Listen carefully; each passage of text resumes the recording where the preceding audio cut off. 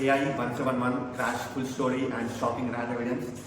ఈ వీడియోలో మనం one of the most tragic aviation accident air India AI-171 crash గురించి డీటెయిల్గా మాట్లాడుకుందాం.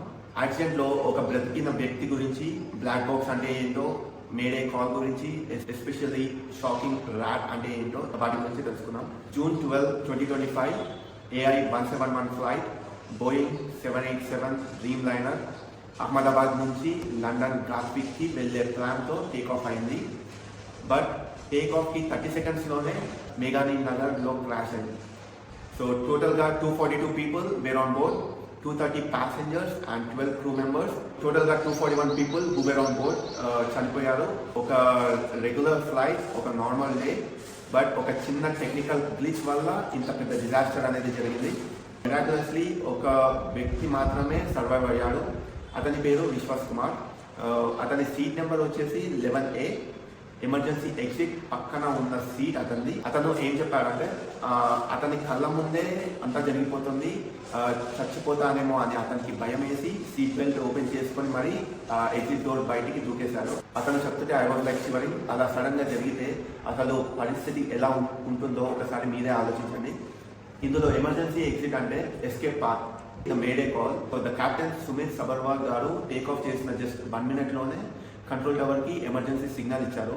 అది ఏంటంటే మేడే మేడే, అనుకున్నంత పవర్ ఫ్లైట్ అందుకోలేదు, మేము పడిపోతున్నామని. ఇందులో మేడే అనేది international aviation emergency code.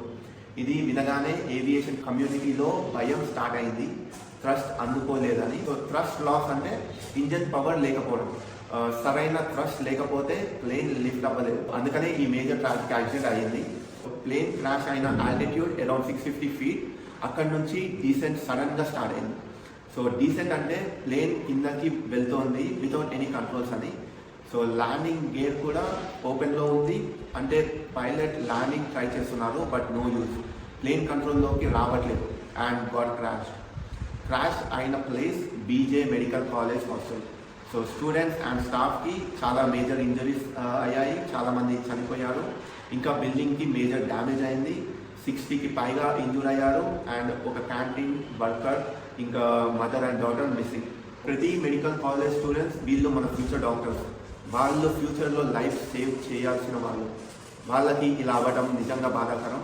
I personally pray for them. So crash తర్వాత రెస్క్యూ టీమ్స్ బ్లాక్ బాక్స్ని రికవర్ చేశారు. కానీ ఒక న్యూ క్లూ వీడియోలో కనిపించింది. అది ఏంటంటే ప్లేన్ సైడ్కి అటాచ్ అయిన ఒక చిన్న స్పిన్నింగ్ ఫ్యాన్, అదే ర్యాట్ అంటే ర్యామ్ ఎయిర్ టర్బైన్.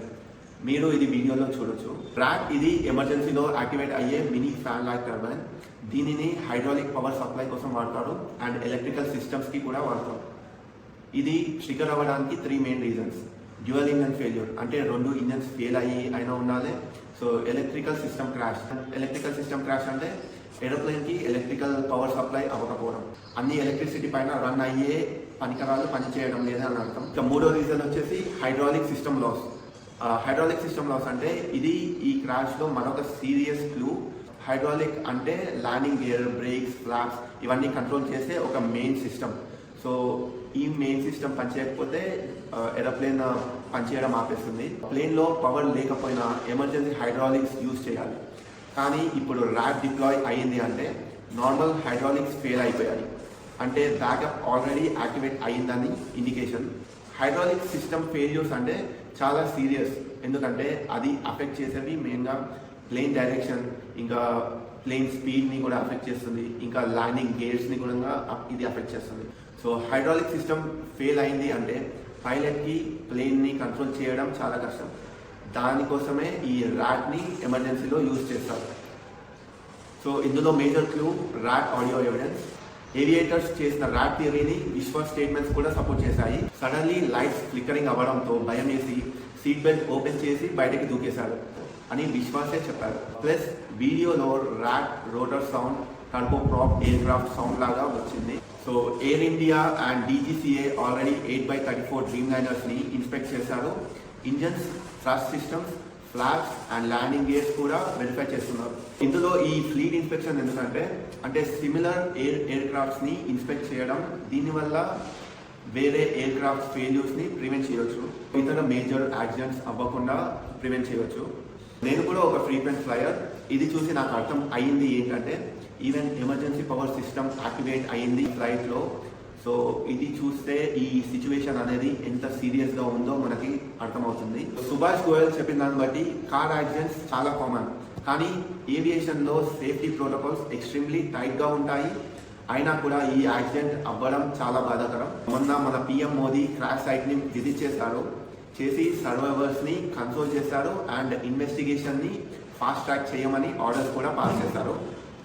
ఎలాంటి ఫ్లైట్ అయినా మినిమం బేసిక్ సేఫ్టీ ప్రోటోకాల్స్ని తప్పకుండా పాటించండి. మీ లైఫ్ మీ సొంతం, మీ లైఫ్ని కాపాడుకోవడానికి ఈ ప్రోటోకాల్స్ని తప్పకుండా పాటించండి. Always wear seat belt, emergency exits పక్కలో మ్యాక్సిమం సీట్ ట్రై చేయండి. సేఫ్టీ డెమో చాలా జాగ్రత్తగా వినండి. ఏఏఐబి అంటే air accident investigation bureau. UK experts ఇంకా ఏఏఐబి ఎయిర్ ఇండియా జాయింట్గా కాక్పిట్ వాయిస్ రికార్డర్ అనలైజ్ చేస్తున్నారు. ఎంటైర్ బోయింగ్ 787 ఫ్లీట్, ముఖ్యంగా ఈ GEnx ఇంజన్స్ ఎక్స్టెండెడ్ సర్వైలెన్స్లో ఉంచారు. మీకు క్రాష్లో ర్యాక్ గురించి ముందే తెలుసా? ప్లీజ్ కమెంట్ సెక్షన్లో మాకు చెప్పండి. అండ్ ఫైనల్గా చెప్పుకునేది ఏంటంటే AI-171 క్రాష్ నిజంగా ఒక హార్ట్ బ్రేకింగ్ ఈవెంట్. 279కి పైగా చనిపోయాడు.